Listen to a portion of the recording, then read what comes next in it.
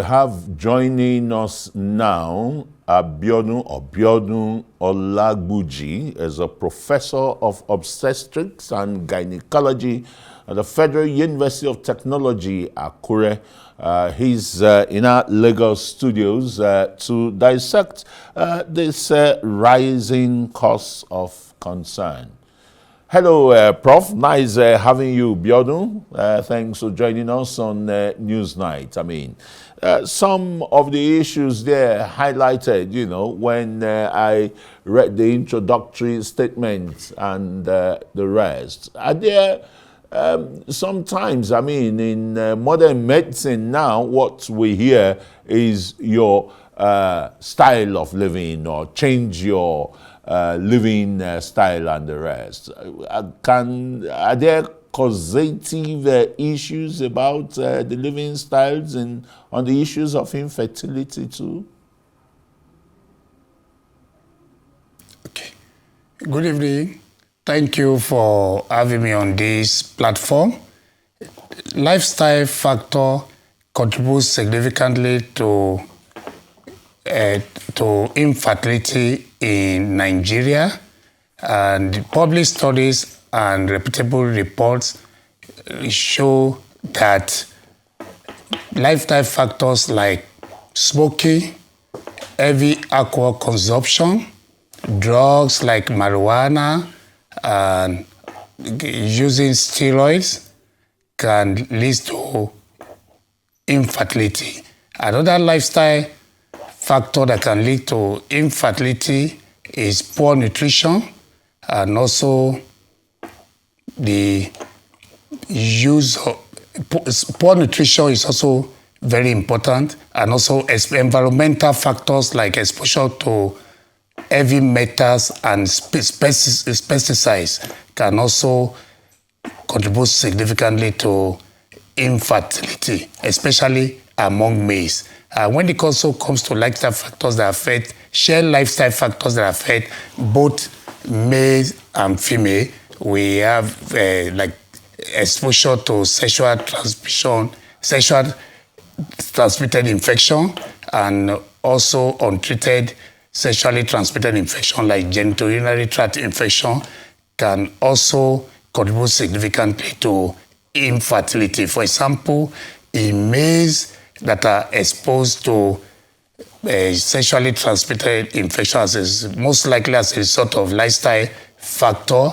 We know that untreated sexually transmitted infection can destroy the sperm production cells and also the transport channels for sperm, the testes and the vast difference can be destroyed, leading to infertility. Quite a number of issues and points that you've raised there. And you saw sometimes we hear of miracle babies and the rest. Couples haven't stayed a decade, some even 2 decades, you know, just having a child. You saw the one at the Vatican, the Nigerian couple blessed with the baby after 11 years of marriage. And yet again, in some others, you'll find them, like in my parish, there is a couple there, 11 children with just 2 pregnancies and the rest. How is this balanced in the medical world?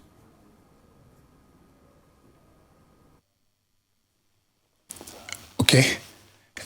When it comes to other multiple gestation and the deliveries, treatment for infertility is a common cause of order multiple gestation, like having a couple or a woman in the reproductive age, they have been delivered of triplets, quadruplets, sextuplets, and we know that a common reason for this is management is having assisted reproduction, especially in vitro fertilization.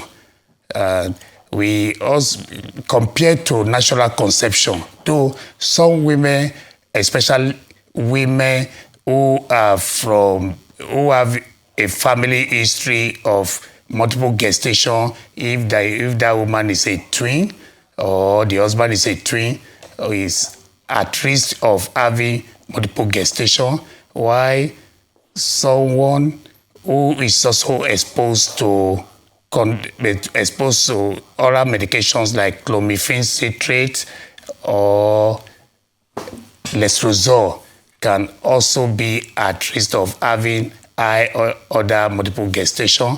When it comes in IVF treatment or management of clients for infertility, we try to discourage high order multiple gestation because of the high risk of preterm delivery, because the aim of fertility treatment is to have a healthy term baby, a baby that is delivered at term, to avoid the perinatal complications to the neonates and the unborn babies. So, in your fields, do you talk of miracle babies?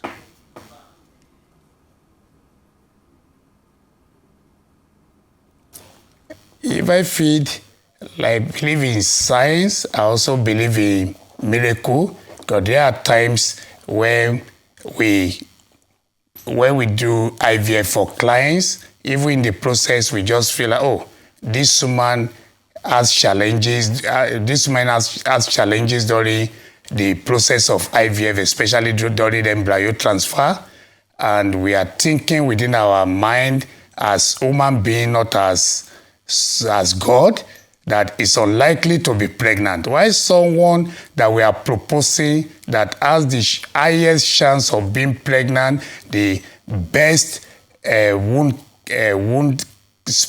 capacity, the womb is smooth and regular in outline, the transfer process is very smooth, and also the embryos are of good quality, grade A embryo quality, that person may not even get pregnant. When we do pregnancy test after 2 weeks, why the person who had difficult transfer, who had embryos, maybe 1 or 2 embryos transferred, maybe grade B embryo, and someone who maybe by the time the catheter comes out is somewhat bloody, and we are thinking, man, this person is not likely to get pregnant. But to our surprise, at times, when we do pregnancy tests, we find that such a person will get pregnant, while someone that we tip as having the best chance to get pregnant wouldn't get pregnant. I think we'll call that miracle baby. Thank you, Prof. Let's ask you this quickly, because it's another major concern in the issue of infertility and in vitro fertilization, the IVF that you mentioned. Is there age limits to it? Some people are saying, oh, it can be dangerous to be done from the age of 40 or 45 or 50. I mean, tell us, what's the expert's opinion from your field about IVF?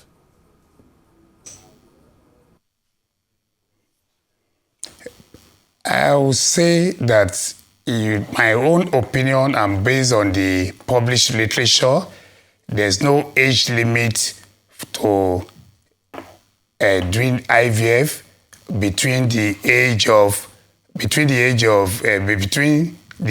of less than maybe 30 to up to 60 years. Though we do not have a legal framework in Nigeria, in countries like in US, there's age limit to doing IVF. Women above 50 years are not allowed to do IVF, but that's why you have medical tourism to Nigeria. And I also know that the National Assembly in Nigeria is proposing a bill towards limiting the age for the age at which a woman can be enrolled into an IVF program. But if a woman is enrolled into IVF program beyond the age of 55 years to 60 years, if that woman is pregnant, that woman requires a multidisciplinary approach and should be managed by a multidisciplinary team of specialists, not just obstetricians, because at that age group, that woman is most likely to have diabetes in pregnancy or diabetes pre-existing pregnancy that may be aggravated by pregnancy. She is also at risk of having hypertension in new onset hypertension in pregnancy on top of chronic hypertension predating pregnancy.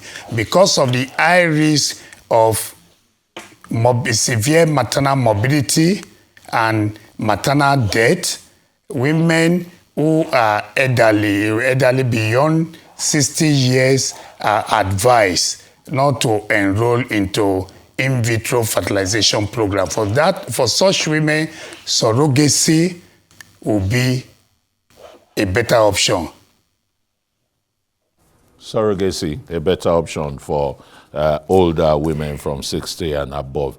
And what do you say, very quickly, about the ratio of infertility between men and women, though more tilted to the women? Let's look at infertility in men too. You've listed quite a number of causes, that could, lead to that. Are there, curative methods, researches that have been done too, just like you have it widely for women, who are infertile or something? Okay. For men with low sperm quality, there are ways that the sperm quality could be improved. For example, they could be multivitamins or containing arginine, L-arginine. It could be on vitamin E, and it could also be on antioxidants. These have been found in the literature to improve sperm quality. However, for men with zero sperm count that is due to non-obstructive cause, treatment is quite challenging. Curative cause is challenging, but if this zero sperm count is due to non-obstructive cause, if the zero sperm count is due to obstructive cause, treatment is not that challenging because there are other ways of retrieving the sperm cells, which could be through testicular sperm aspiration, percutaneous sperm aspiration from the sperm channels within the testes. These have been found to be helpful, and there are also additional ways that the fertilization could be enhanced during IVF because such men have low sperm count. We could also improve fertilization with intracytoplasmic sperm injection, which is getting the best sperm cells and injecting it directly into the eggs, and fertilization occurs as soon as possible, unlike the traditional IVF where the sperm and the eggs are placed together inside the incubator and it takes about 24 hours for fertilization to take place. Okay.